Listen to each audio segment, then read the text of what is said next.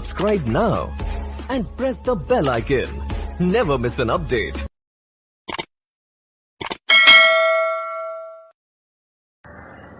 اعوذ باللہ من الشیطان الرجیم۔ الرحمن الرحیم۔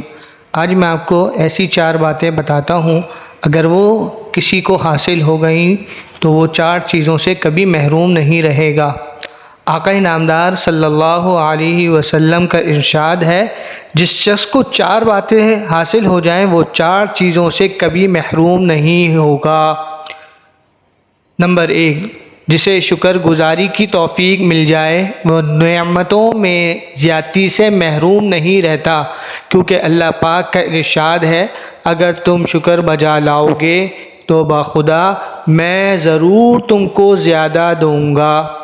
نمبر 2، جسے دعا کرنے کی توفیق مل جائے وہ قبولیت دعا سے محروم نہیں رہتا، کیونکہ اللہ پاک کا ارشاد ہے، مجھ سے دعا مانگو میں تمہاری دعاؤں کو قبول کروں گا۔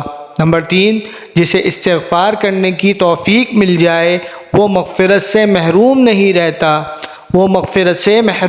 رہتا، کیونکہ اللہ پاک کا ارشاد ہے، تم اپنے پروردگار سے گناہ بخشواؤ وہ یقیناً بڑے بخشنے والے ہیں۔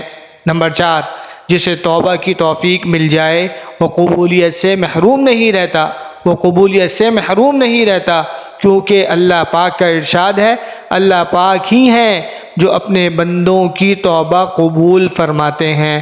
وآخر دعوانا ان الحمد للہ رب العالمین۔